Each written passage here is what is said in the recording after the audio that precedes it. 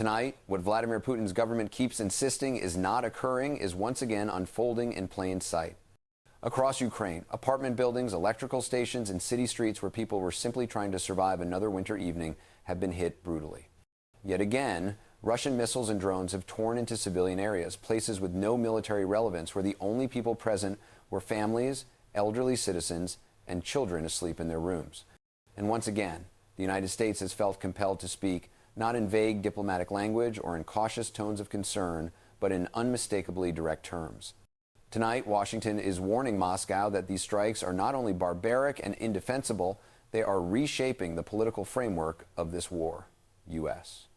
Officials, unusually blunt, call these attacks a serious red flag for the future of any relationship with Russia, and they are preparing to respond not only with statements, but with concrete action to strengthen Ukraine's ability to strike back. Good evening. What we are witnessing is a direct collision between two narratives the world has been told to accept simultaneously. On one side, we hear that a negotiated settlement is supposedly close. U.S. paid it. Envoys talk about a peace deal being within reach, only the final 10 meters of a long diplomatic marathon. They describe quiet meetings in Miami, Abu Dhabi, and across Europe where maps are studied and territorial red lines contested. But parallel to those conversations, as those diplomats move in and out of conference rooms, Russia is launching some of the largest missile and drone assaults on Ukrainian civilians since the early days of the invasion. In recent weeks alone, Russia has fired wave after wave, hundreds upon hundreds of drones and missiles across the country in massive overnight barrages. By one estimate, a single attack consisted of 704 projectiles aimed primarily at Ukraine's energy grid and major population centers. We've seen apartment towers engulfed in flames, power stations knocked offline in freezing temperatures, and neighborhoods in Kyiv, Sumy, Kharkiv, and Kherson waking to fires, shattered windows, and rescue teams digging through debris. These are not precision strikes on military installations. These are swarms of kamikaze drones hovering above civilian districts. These are cruise missiles crashing directly into residential buildings. On November 19th, a pre-dawn strike in Ternopil, far from any front line, destroyed 2 apartment blocks. At least 36 civilians were killed, including children, and nearly 100 more were injured.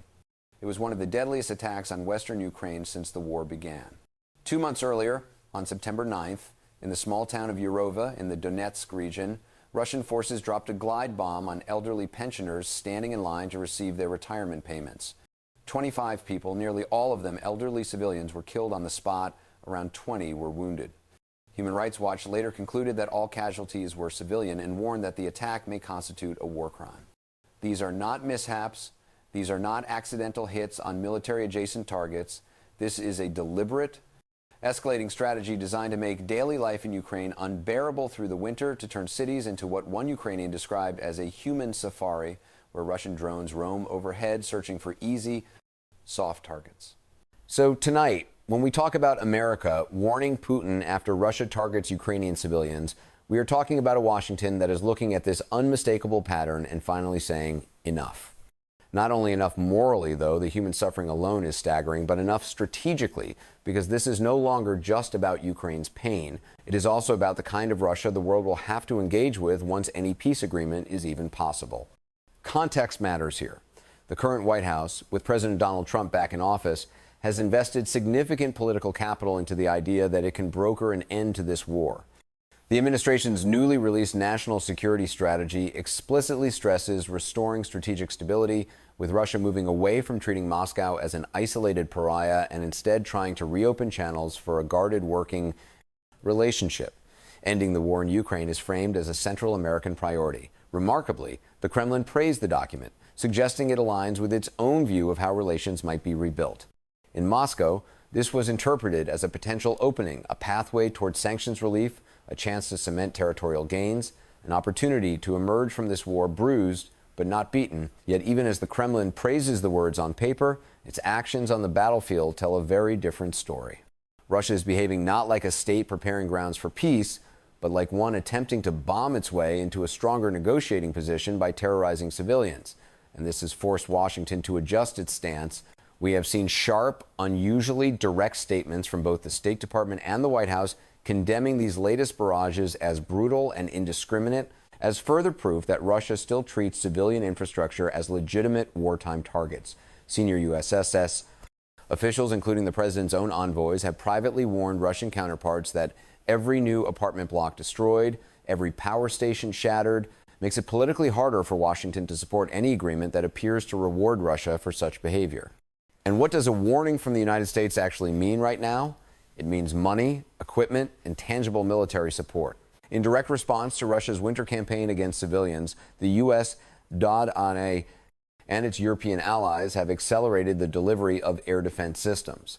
More interceptors for Patriot batteries, additional NASAMS units, more German-made Iris-T systems, and enhanced electronic warfare technology designed to disrupt incoming drones. It also means expanding Ukraine's long-range strike capability, giving Kyiv more tools to hit the airfields, missile depots, and drone launch sites inside Russia that enable these attacks. It also includes quiet signaling to Moscow. If Russia continues using glide bombs on apartment blocks and pension lines, then U.S. Backing for Ukrainian strikes on Russian military infrastructure far from the front will remain firmly in place. Think back to Operation Spiderweb, the coordinated Ukrainian drone assault in June that hit several Russian air bases deep inside Russian territory, damaging or destroying long-range bombers used to launch cruise missiles at Ukrainian cities. Ukraine planned and executed that operation, but Western intelligence and targeting assistance were widely understood to have contributed. Now, as Russia escalates its strikes on civilians, American officials are openly referencing Spiderweb as a model. The message is clear. If Russia insists on bombing Ukraine from supposedly safe airfields, then Ukraine, with Western backing, will make those airfields far less safe. And Ukraine is not waiting. Ukraine responds fiercely is not a slogan. It is the lived reality of a country enduring this nightmare for nearly 4 years. For Ukraine, responding is not optional. It is a matter of survival. Every major attack on civilians is met with retaliation not against Russian civilians, which Ukraine largely avoids, but against the machinery of Russia's war. After the Urova attack, after the Ternopil strike, after the massive nighttime barrages that plunged Kyiv into darkness and killed families in their homes, Ukraine intensified its operations against Russian energy networks and military infrastructure inside Russia. Oil depots burned, refineries were forced offline, rail links used for transporting ammunition to the front were struck repeatedly. Kyiv's message has been unambiguous. If you make our people freeze, bleed, and die, your war machine will pay the price. President Volodymyr Zelensky has made this clear night after night. In his addresses to the nation, he tells Ukrainians that these attacks are designed to break their resolve ahead of the next round of peace negotiations. He warns that Russia is attempting to negotiate with one hand while using the other to strangle Ukraine. He insists Ukraine will not accept a peace deal signed on the bodies of its own civilians in destroyed stairwells and burned out homes. And nearly every time, he pairs this moral clarity with practical resolve. We will respond. Our drones will fly. Our long-range missiles will strike.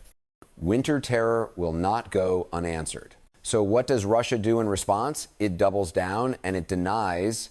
The Kremlin repeats again and again that it does not target civilians, that apartment buildings simply happen to stand beside military facilities, that power plants count as dual use, that people killed making dinner in their kitchens at 3 a.m.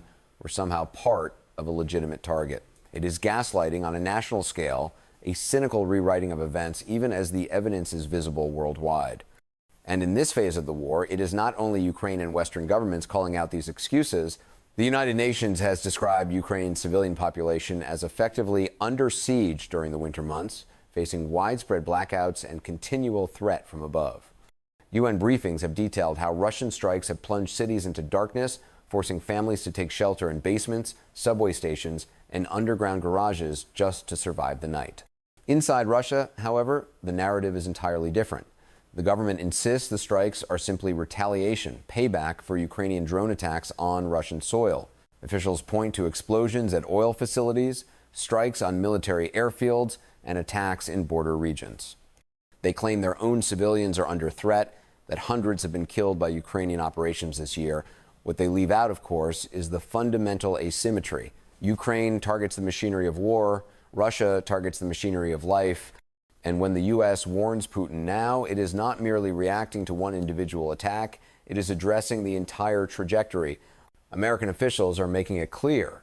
If Russia continues turning Ukrainian cities into testing grounds for drones and missiles, flattening apartment blocks, hitting people in bread lines, striking pension cues, then whatever peace deal Moscow thinks it is heading toward will become politically impossible for Washington to support. No U.S. administration could easily endorse an agreement that allows the Kremlin to declare victory after a winter like this, not when images of burning high-rises and shattered streets fill global headlines. That is why the tone from U.S. and European diplomats has shifted. On paper, peace efforts continue. Meetings take place, documents circulate, maps are debated. But publicly, their language is evolving. They speak more frequently about accountability, about documenting war crimes, about future tribunals, about the International Criminal Court, about using frozen Russian assets to pay for Ukraine's reconstruction, its homes, hospitals, schools, and critical energy infrastructure destroyed by Russian strikes. These are not the words of officials who expect relations with Moscow to simply reset after the war. These are the words of governments preparing for long-term consequences. Which brings us to the core problem for Putin. Every time he orders another wave of attacks on civilians, he strengthens the argument among Western policymakers who say Russia cannot be normalized, cannot be treated as just another difficult state actor, cannot be welcomed back into the international system as if nothing happened.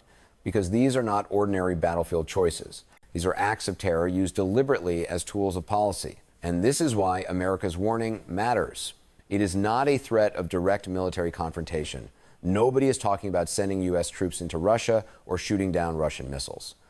The warning is about the long-term cost to Russia's place in the world if it continues on this path: deeper isolation, harsher sanctions, fewer allies, and a future defined by economic and diplomatic limits of its own making. Ukraine hears this warning differently, not as pressure, but as reassurance. From Kyiv's perspective, each massive strike on civilians brings two fears: the immediate threat, death, destruction, trauma; the long-term fear that the world might eventually look away, grow tired, or push Ukraine to accept a peace deal that rewards Russia for terrorizing civilians. So when U.S. officials respond to new attacks, not only by condemning them, but by tying them directly to more support for Ukraine, more air defenses, more funding, more long-range strike capabilities, it sends a clear and powerful message to Ukrainian society.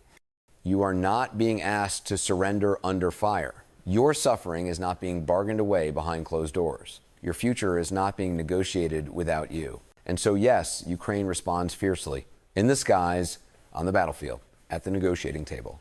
Its drones and missiles hit the infrastructure that sustains Russia's war. Its soldiers hold an immense front line under constant pressure. Its diplomats reject any settlement that merely freezes in place Russia's territorial gains. Its president travels from capital to capital, arguing that a just peace cannot be built atop the rubble of civilian homes and the bodies of people killed in stairwells, shelters, and underground parking garages where they fled for safety. And for all the debates within the United States and Europe, Washington remains in a position where its warnings matter. When the U.S. tells Putin, "You are crossing a line," it does so backed by alliances, by financial power, by military capability, and by global influence that can make that warning real. It can move Patriot systems. It can tighten sanctions. It can leverage international financial institutions. It can push Europe to stay firm rather than waver. And that is exactly what Washington is beginning to do again. But those terms, the terms of any future agreement, are being rewritten by the reality unfolding on the ground. They are being shaped by the apartment building burning in Ternopil, by the pensioners killed in Urova, by the children shivering in basements in Sumy and Kherson, by the towering plumes of smoke rising from power plants that were never meant to be battlegrounds. Ukraine is meeting that reality with fierce resistance. And for now, the United States is meeting it with a clear warning to Moscow. If this is the path Russia chooses, then whatever future it imagines for itself after this war will be far darker, far more isolated, and far more limited than the Kremlin is willing to acknowledge. We do not yet know how this story ends. We do not know whether the peace talks described as very close will actually reach a conclusion, or whether they will collapse under the weight of missiles and drones. We do not know whether Putin will decide that the political and military costs of targeting civilians are worth whatever short-term advantage he believes they give him at the negotiating table. But we do know this much. The images emerging from Ukraine this winter are not merely snapshots of suffering. They are evidence of deliberate choices being made in Moscow, evidence that will influence how the world reacts in the coming weeks, in the shaping of any peace terms, and in the historical record that will judge this war for generations. And tonight, as fresh craters still smoke in Ukrainian streets, as rescuers pull both survivors and bodies from the ruins of shattered apartment blocks, the United States is sending a message to Putin, to Ukraine, and to the world. These choices will not go unanswered.